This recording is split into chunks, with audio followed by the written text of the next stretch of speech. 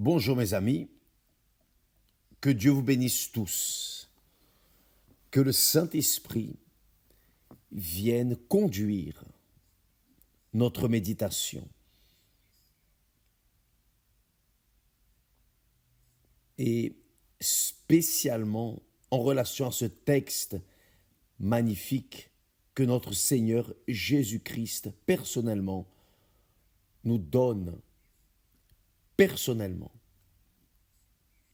Ce texte magnifique que nous sommes en train d'étudier toute cette semaine,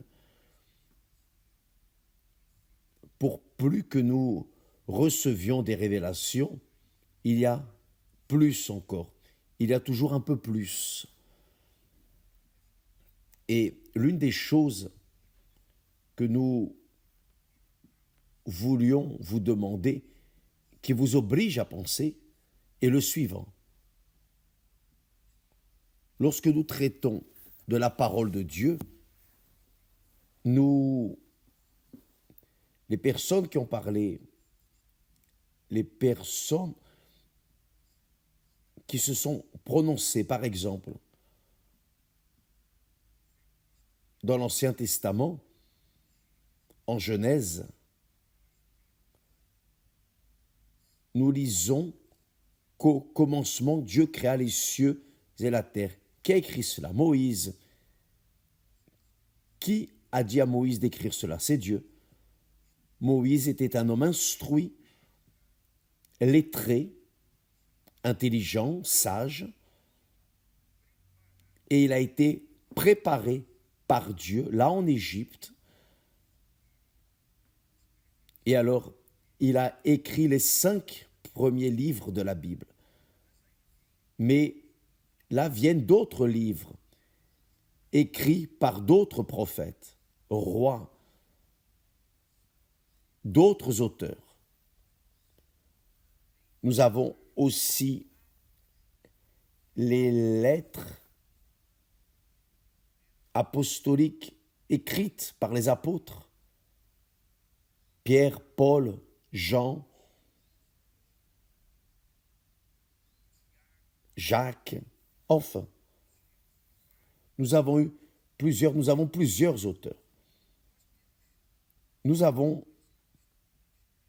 ceux qui ont écrit l'histoire du Seigneur Jésus dans les 4 évangiles. Matthieu, Marc, Luc et Jean. Donc, ils citent. Chacun a écrit en accord avec la vision, la compréhension que le Saint-Esprit leur a donnée. Et chacun focalise des événements qui sont arrivés dans le ministère du Seigneur Jésus. Mais lorsque nous lisons, par exemple, au sujet du riche et de Lazare, cette histoire, cet événement, ce fait historique, seul Dieu, dans la personne du Seigneur Jésus-Christ, pourrait écrire ou pourrait parler de ce qui arrive après la mort de la personne, n'est-ce pas? Parce que tout le monde veut savoir qu'est-ce qui vient après la mort. Qu'est-ce qui vient après la mort? Donc, il existe beaucoup de philosophies, beaucoup de doctrines, beaucoup de théories, beaucoup de religions, beaucoup de choses, beaucoup de personnes, chacune a sa propre interprétation en relation à ce fait. Mais ce que nous devons observer, nous ne pouvons pas oublier, c'est que seul Dieu lui-même pourrait écrire ce texte, ou parler, enseigner, ou passer ce texte, raconter ce qui est arrivé là à Babylone. Seul Dieu lui-même, dans la personne du Seigneur Jésus. Et c'est ce que nous comprenons là. Le Seigneur Jésus a dit, il y avait un homme riche. Et alors il décrit une partie de sa richesse. Il montre l'ostentation de cet homme riche. Il montre le côté de cet homme riche. Ensuite, il parle ainsi. Un pauvre, c'est-à-dire le Seigneur Jésus,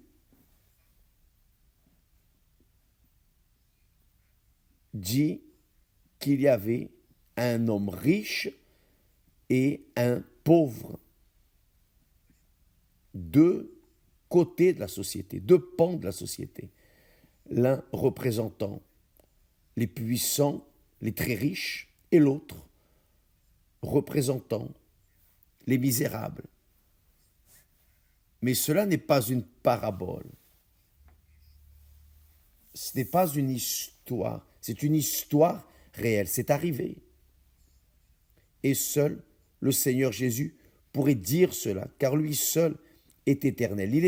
Il a vu tout ce qui est arrivé. Il connaît toutes les choses. Cela est très important. Il est très important que vous ayez cette conception, parce que ici, le Seigneur Jésus veut donner un enseignement qui vienne diriger, conduire votre vie, ma vie, nos vies. Qu'est-ce qui vient après la mort? Ce qui est une inconnue pour tout le monde. Donc, le Seigneur Jésus montre. Donc, il y avait réellement un homme riche. Il y a toujours eu des hommes riches, mais ici, cet homme riche est différent. Comme il y a toujours eu des pauvres. Et celui-là aussi est différent. Parce que le Seigneur Jésus parle de la mort des deux. Et ce qui leur est arrivé après leur mort. Donc, qu'est-ce qui attire le plus l'attention dans ces deux hommes, un riche et un pauvre, un mendiant? La richesse du riche, lorsque vous lisez, il était vêtu de pourpre et de fin lin, et qui chaque jour menait joyeuse et brillante vie, c'est-à-dire un pan de la vie. Un autre pan, c'est le pauvre. Un pauvre nommé Lazare. C'est important. Il donne le nom de Lazare. Le pauvre, le Seigneur Jésus, l'a honoré en disant, en prononçant son nom. Et cela est très important dans la Bible. Dans le passé, lorsque l'on mentionne dans la Bible les noms, c'est un fait extrêmement important. Extrêmement important. Juste pour que vous ayez une idée, dans la généalogie du Seigneur Jésus, là en Matthieu, le premier chapitre, vous voyez que l'on parle de l'origine du Seigneur Jésus, comment le Seigneur Jésus est venu. Et on parle de Jephthé, père de David, on parle de la femme d'Uri. On ne dit pas le nom de cette femme. On parle juste de la femme d'Uri. Ce qui veut dire que Dieu n'a pas honoré cette femme, celle qui a été enveloppée avec David. Elle s'est enveloppée avec David.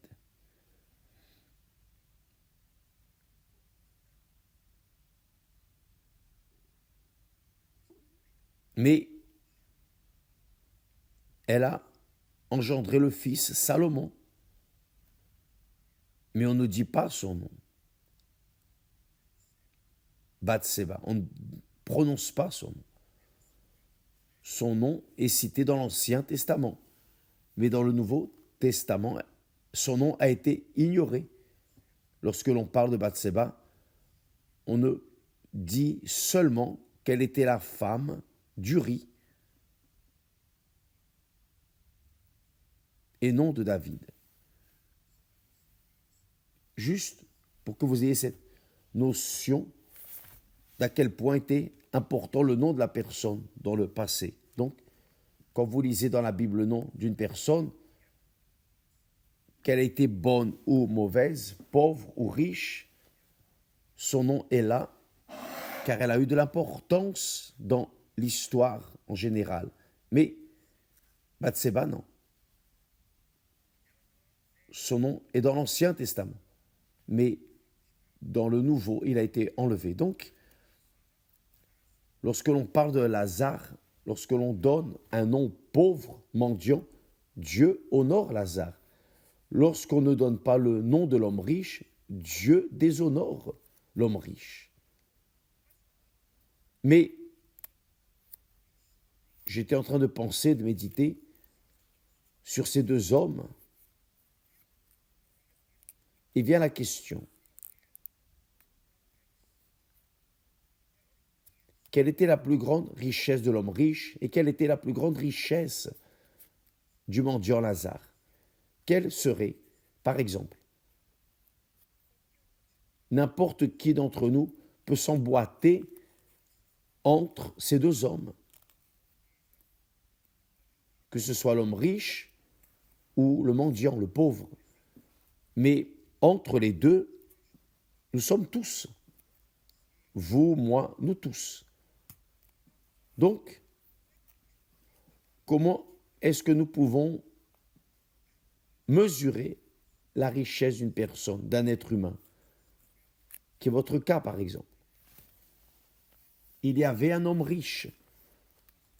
Et après le Seigneur Jésus dit, se référant à Lazare le misérable, un pauvre.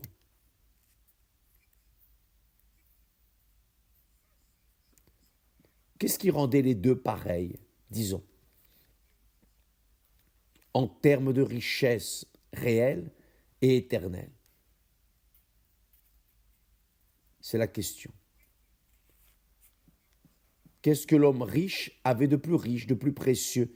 Et qu'est-ce que le pauvre, Lazare, avait de plus précieux, si précieux que l'homme riche?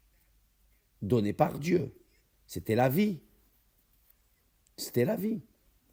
Aussi bien l'homme riche que le mendiant, que le pauvre, avait une richesse incalculable que l'être humain, dans ce monde, ne voit pas.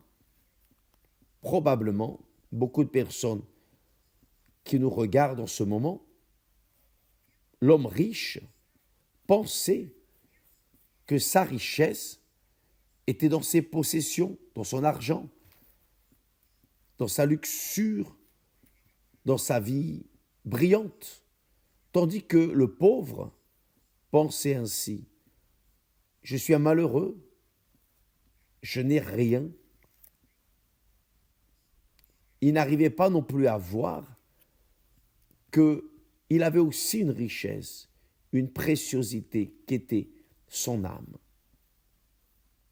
Donc, que vous ayez de l'argent ou non, que vous soyez une personne malade, prisonnière, une personne condamnée à mort par les médecins, par la maladie qui vous a atteint, que vous soyez la personne la plus malheureuse du monde ou la plus heureuse du monde, nous tous, nous avons une richesse qui est immensurable, donnée par Dieu. Elle est là, en vous. Ce n'est pas votre corps, ce n'est pas votre esprit, mais c'est votre âme, mon âme. Notre âme, mes amis, est la plus grande richesse que nous avons. Parce que cette richesse est si riche, que tout ce que nous faisons dans ce monde, nous voulons la satisfaire. C'est pour satisfaire l'âme. Si nous mangeons ou si nous buvons, nous voulons satisfaire l'âme à travers la nourriture ou la boisson. Si nous vivons en famille ou si nous vivons une vie solitaire, l'âme souffre car elle est seule ou elle se réjouit parce qu'elle est au milieu des êtres chers. Tout est l'âme. Tout et n'importe quel plaisir que vous avez dans votre vie ou manque de plaisir est dans votre âme, que vous le ressentez, que nous le ressentons. Nous tous, nous sentons. Et tous les sentiments que nous avons, que nous sentons, que ce soit d'amour, de haine, de jalousie, de passion, d'abandon, de douleur, de plaisir ou manque de plaisir, quelle que soit la sensation que nous avons dans notre corps physique, que ce soit une sensation de tristesse ou de joie, c'est l'âme qui le sent. Par exemple, en ce moment, je sens ma bouche sèche et je dois satisfaire ma langue, mon corps avec un peu d'eau. Parce que sinon, je ne peux pas continuer à parler. Je ne peux pas continuer à exprimer mes pensées, les pensées qui viennent à ma tête. Donc, Dieu nous a donné le plus précieux. Ce ne sont pas les richesses de ce monde, mais c'est l'âme. Votre âme, tout comme mon âme, est la chose la plus riche que nous ayons, qui a été donnée par Dieu. C'est le souffle de Dieu en vous. Le saviez-vous? Quand Dieu a créé de la terre, de la poussière, Adam, le premier homme, il a soufflé dans ses narines le souffle de vie. Ce souffle est éternel. Dieu l'a fait pour être éternel. Il l'a créé pour l'éternité. Le corps, non. Le corps est détériorable, car il est fait de poussière. Mais l'âme, non. L'âme est éternelle. L'esprit, qui concerne l'intelligence et la sagesse, est de Dieu. Cet esprit qui nous donne l'intelligence, la sagesse, cet esprit qui pense, qui raisonne. Par exemple, en ce moment, nous sentons des sensations. C'est l'âme, c'est le cœur, symbolisé par le cœur. Mais la pensée, le raisonnement, l'intellect concerne la sagesse. C'est l'esprit que Dieu nous prête. Il nous prête la sagesse, il nous donne des talents, il nous prête le talent, etc. pour que nous venions construire, un monde donné suite au monde qu'il a créé, avec ordre et discipline. Quand la personne meurt, alors l'esprit retourne à Dieu, le talent, la sagesse retourne à Dieu. le corps reste dans la terre. Mais et l'âme? Où va notre âme? Seul le Seigneur Jésus a pu parler de ce qui vient après la mort. Et c'est ce qu'il dit ici, justement, dans ce texte de Luc, chapitre 16, à partir du verset 19. Donc ce sont des textes qui montrent ce qui arrive avec notre âme. L'esprit retourne à Dieu.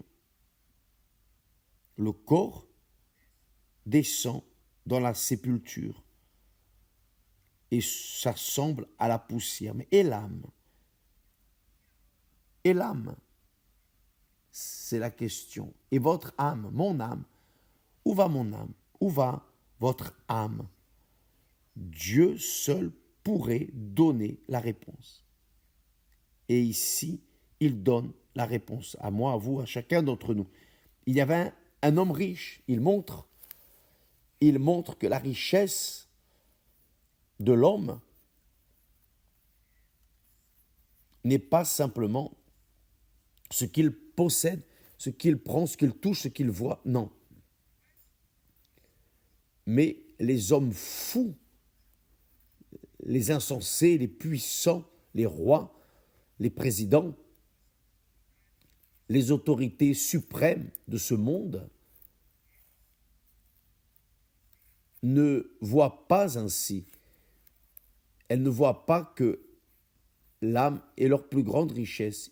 Elles voient le pouvoir d'achat, de commander, de faire, de défaire.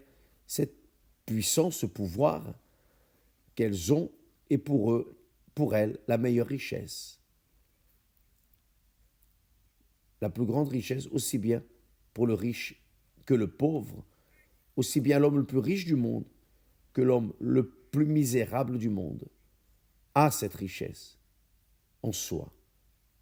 Et le Seigneur Jésus parle clairement, il montre clairement ce qui est arrivé à Babylone avec l'homme riche et le pauvre Lazare. Le riche est allé en enfer, pas parce qu'il était riche. Il n'est pas allé en enfer à cause de sa richesse, parce que même Abraham, les grands héros de la foi, ceux que Dieu a choisis et a bénis, étaient riches. Pas tous, pas tous. Mais Job, par exemple, était un homme très riche. Il était un homme de Dieu, intègre, droit, craignant l'Éternel et qui se détournait du mal. Donc, la richesse d'une personne n'est pas dans ses possessions. La richesse d'une personne n'est pas dans sa grandeur dans ce monde. La richesse d'une personne est dans son âme, car son âme est éternelle. Elle ne meurt pas. Une fois que vous engendrez un enfant, cet enfant commence à être riche aux yeux de Dieu, car il a une âme. Et cette âme vivra l'éternité. L'éternité. Que ce soit là au ciel avec Dieu, que ce soit en enfer avec Satan et toute son équipe. C'est la réalité. Et personne ne peut dépasser cette réalité. Personne ne peut changer cette situation. C'est ce qui est écrit. C'est ce que Dieu nous enseigne dans cette histoire du riche et du pauvre Lazare. J'appuie sur cette touche précisément pour vous mener à penser à votre âme. Où va votre âme? Où va votre plus grande richesse, qui est votre âme, qui est éternelle? Parce que l'argent, la puissance, le fin lin, la vie joyeuse et brillante que le riche a vécu ici a pris fin avec la mort. La misère, la pauvreté, la maladie,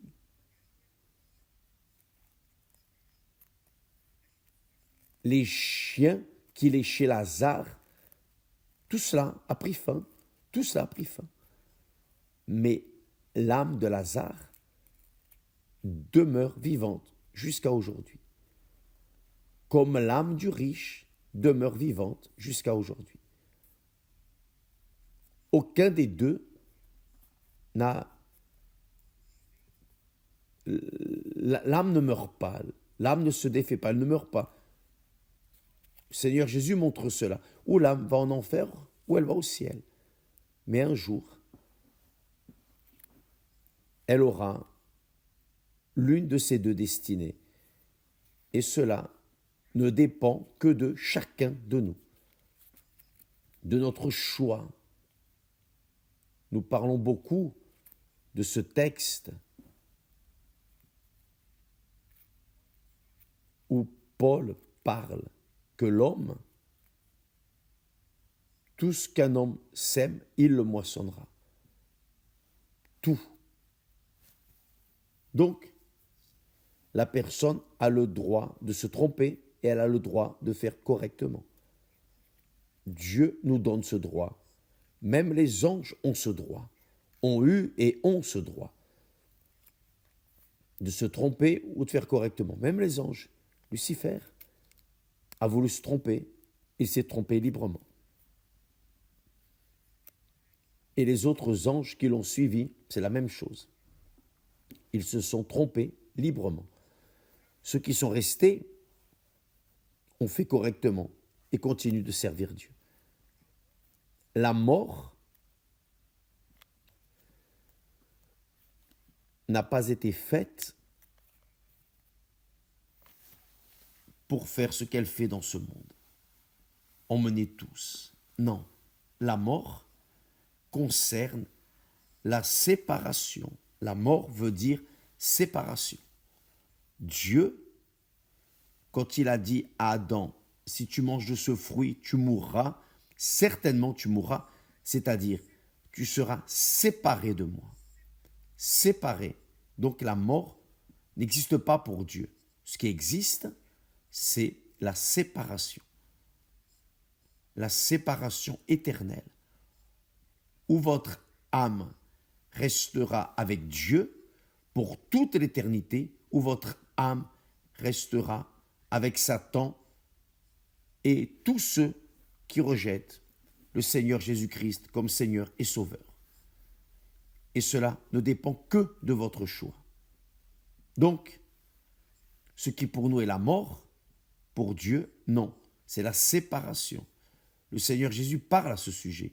Le Seigneur Jésus a dit, lorsqu'il est venu parler de Lazare qui était mort, il a dit non, il n'est pas mort, il dort. Il est en train de dormir. Je vais le réveiller. Le Seigneur Jésus a aussi dit, en relation à la vie et à la mort, il a dit, celui qui vit et qui croit en moi ne mourra jamais.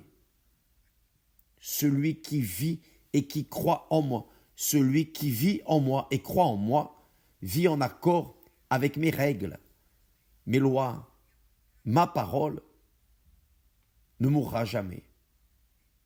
C'est lui qui a dit ça. Le Seigneur Jésus a dit cela. Et le Seigneur Jésus lui-même parle ici d'un mendiant, d'un pauvre, Lazare, et de l'homme riche. Aussi bien l'un que l'autre ont été séparés de ce monde. Mais le riche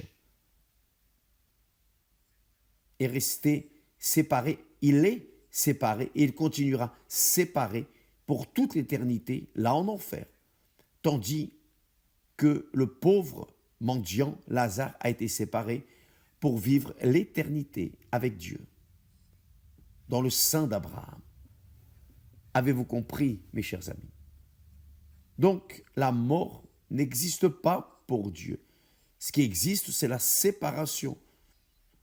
Une parole ou une autre, mais vous devez savoir que la plus grande richesse que vous avez, c'est votre âme.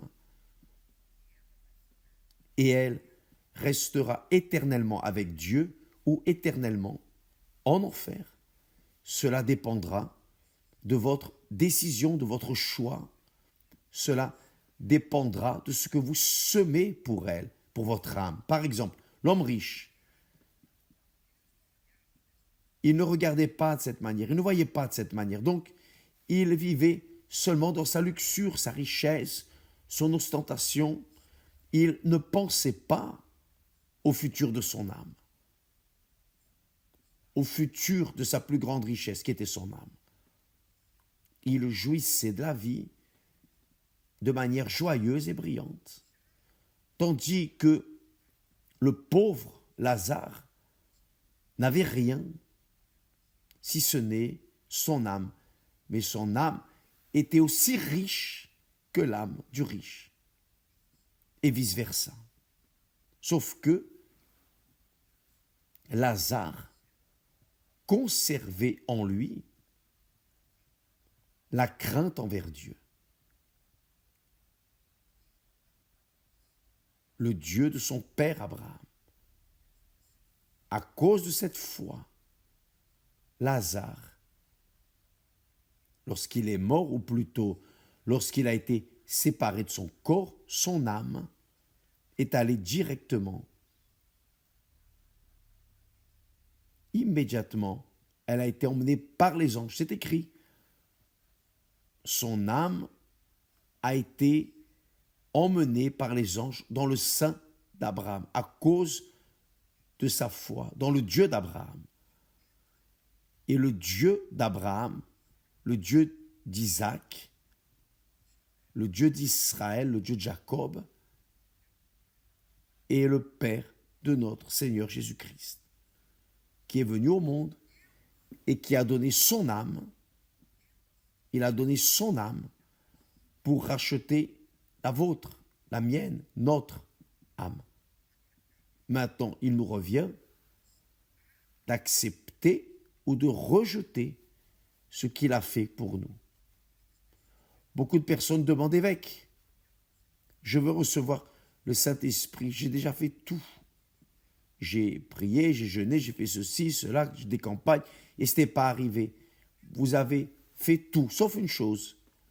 Vous n'avez pas fait ce que le Seigneur Jésus a fait pour votre âme. Le Seigneur Jésus a donné son âme pour votre âme, mais vous ne voulez pas donner votre âme pour lui. Vous ne voulez pas vous soumettre à sa volonté. Vous voulez continuer à vivre votre vie en accord avec vos caprices, vos désirs. Et là, c'est difficile réellement de recevoir le Saint-Esprit, car le Saint-Esprit, c'est la grandeur de Dieu en nous. C'est le sceau de Dieu en nous. C'est la garantie de l'éternité en nous. Donc, cela, mes amis, ne dépend que de chacun de nous. Et je suis là pour parler, pour enseigner, pour orienter, mais chacun doit prendre sa propre décision. C'est une chose très personnelle, individuelle. Demain, nous parlerons plus à ce sujet. Maintenant, pourquoi est-ce que le Saint-Esprit a été donné? Pourquoi est-ce qu'il vient? Pourquoi est-ce qu'il est venu au monde en substitution de son Fils, le Seigneur Jésus? Demain, nous parlerons plus et sur la nécessité que tous reçoivent le baptême du Saint-Esprit. Que Dieu vous bénisse tous et à demain, au nom du Seigneur Jésus. Amen.